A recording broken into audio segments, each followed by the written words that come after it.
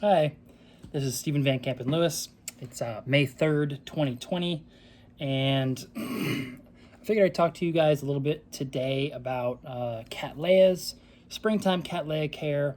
I want to talk to you a little bit about probably what your Cattleyas should look like, whether it's now or if you're in Florida, maybe a month ago. If you're in the Northeast, maybe in a month from now. But basically, I want to show you some good things of Cattleya growth and something that I'm working on right now. But basically, Cattleya growth this time of year is typically pretty robust.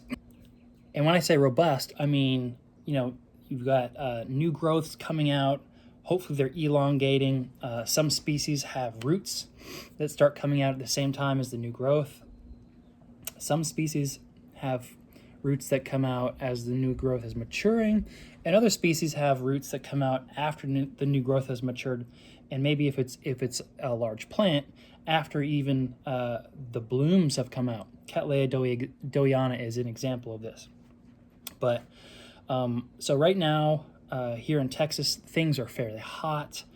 It is already almost 95 degrees right now, which is hot even for central Texas. But it's the kind of thing that Cattleyas really they have to deal with. But they seem, at least under my conditions, they seem to really thrive in that 80 to 100 degree temperature range, and they crank and crank and crank. And in order to do that, I like to water every single day. The temperatures are reaching around 95 and higher. If temperatures are around 85 to 95, then I'll water every other day. And if temperatures are cooler, which this time of the year they're not, but during cooler temperatures, I sort of back off on watering.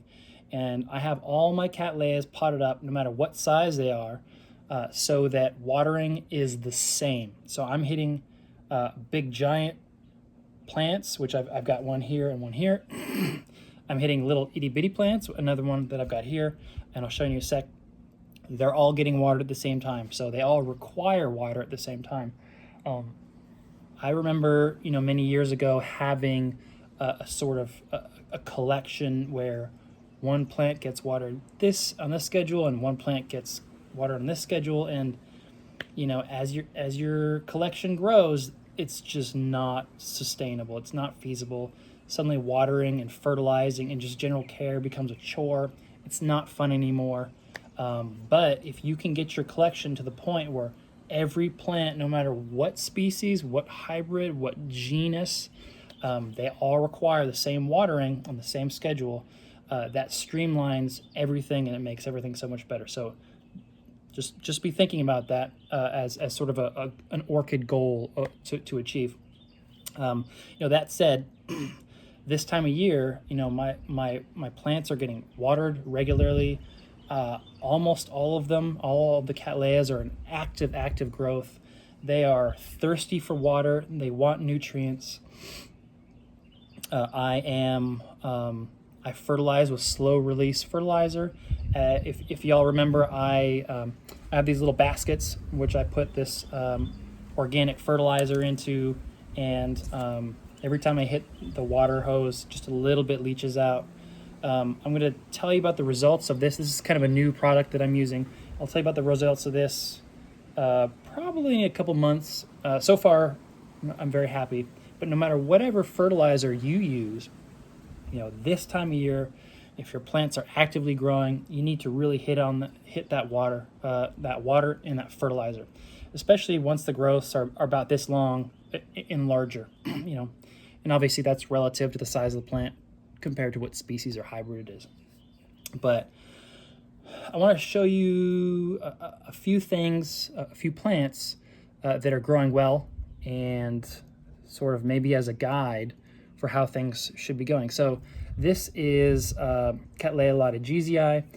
This is about a year or so, probably about a year out of flask, and things are looking good. So some of your Cattleyas may be in this sort of later stage of growth.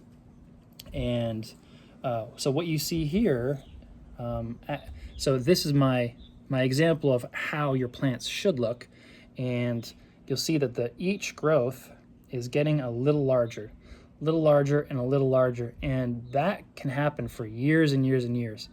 You know, you want your plants, each subsequent growth, to get significantly larger. And this is even true for mature plants. Obviously, there's an upper range of how big each growth can get, but you'd be surprised, you know, if you tweak something in your collection and you've got a mature plant and all the growths are this big, suddenly you increase or do something right, you know, the new growths can be a little bit higher even. So it's something to keep in mind. So the watering I told you about already, the fertilizing I told you about already. Cattleyas love warm temperatures, like I mentioned. Generally, there are some that don't, but most of them love warm temperatures. And high light. These guys really thrive on high light. My goal this year was to have a 40% shade cloth on my greenhouse. And then, you know, around 2 p.m., the shade of the oak trees kicks in. So these guys are going to be hitting with hard light. My last video where I did the greenhouse walkthrough, I was like, hey, this is a 40% shade cloth. I'll tell you in a sec, it's not true, unfortunately, and I figured that out the hard way, the expensive way. But before I jump into that, that's going to be my next topic here. The latter half of the video is light and what Cattleyas look like when they're stretching for light. But this is my example of how things are done. This is how your plant should look. If it's a seedling, if it's small, each growth should be getting bigger. Notice the light green color of the leaves. If you have some species and some hybrids, especially with dark flowers, they can have purple spots, or they can have purple flushes here on the sheath. Some of the siblings of this guy actually do have that, and I'll know that those flowers are going to have darker pigmentation than this one. You know, in fact, this one has no pigmentation at all, so I kind of wonder if it's going to be albino. That'd be great. My next example is a big mature plant. This is Cattleya purpurata. This is Carnea, is the color variety. I got this from Sergio Garcia over at Olam Poly Orchids the last time he visited Texas, maybe like 5 years ago.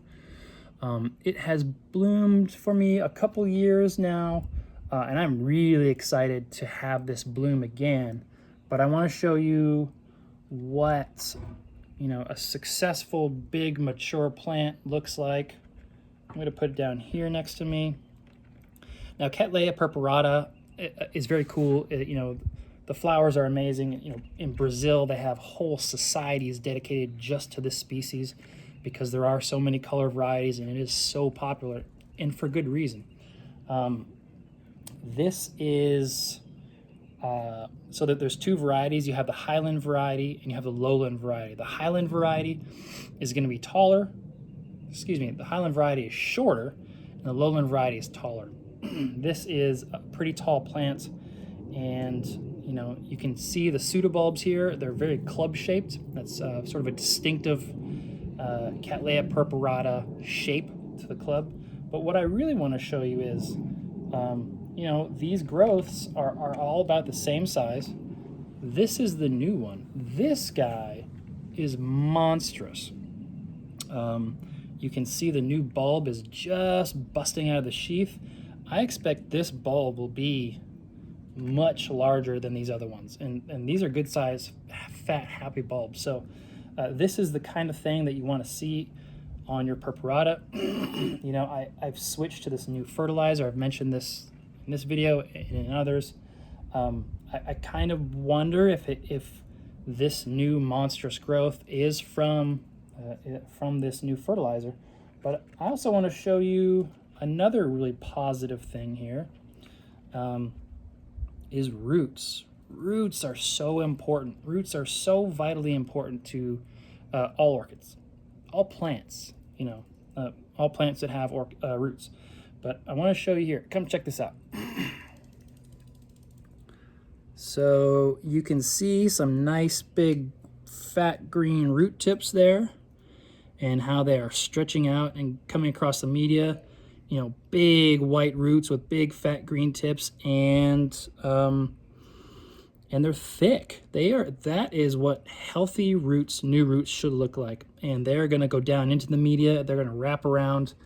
They're eventually, probably, if all goes well, they're gonna wrap around this whole pot and just really make a nice, healthy, new root system from this one single growth. So this growth, this is a mature growth, and it's cranking out new roots now.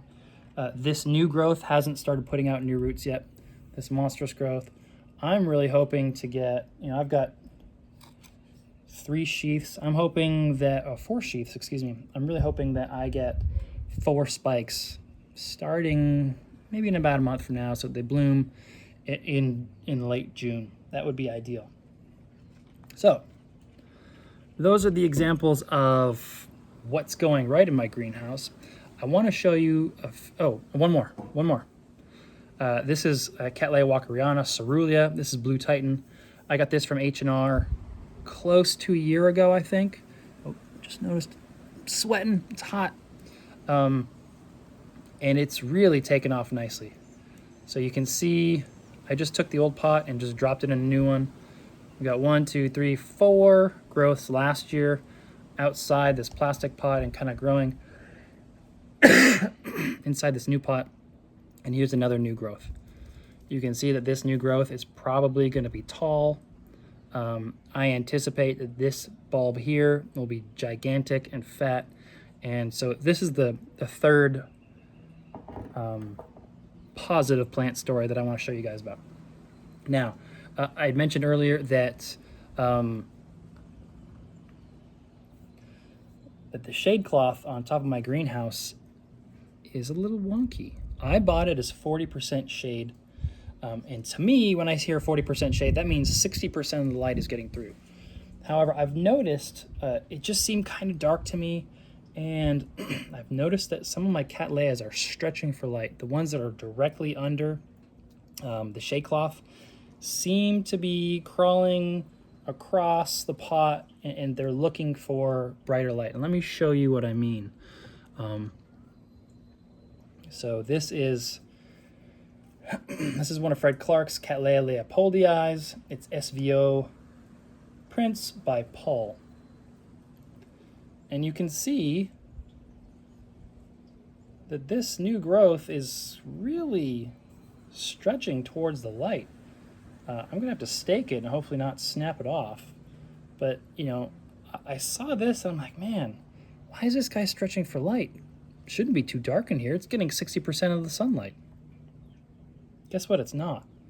I went back to my Amazon purchase, and that particular seller thinks that a 40% shade cloth means that 40% of the light gets through. In the details, they told me that this is 60 to 70% shade, and that 40, and subsequently 30% of the light gets through, which is too low for me. I want my plants to get stronger light, and it's because I'm seeing examples of these plants stretching for light. Check out this nobilior. This guy, this growth is stretching towards where the afternoon light comes into my greenhouse. It's this side is less obvious, but this growth is really indicative of a plant that's searching for light.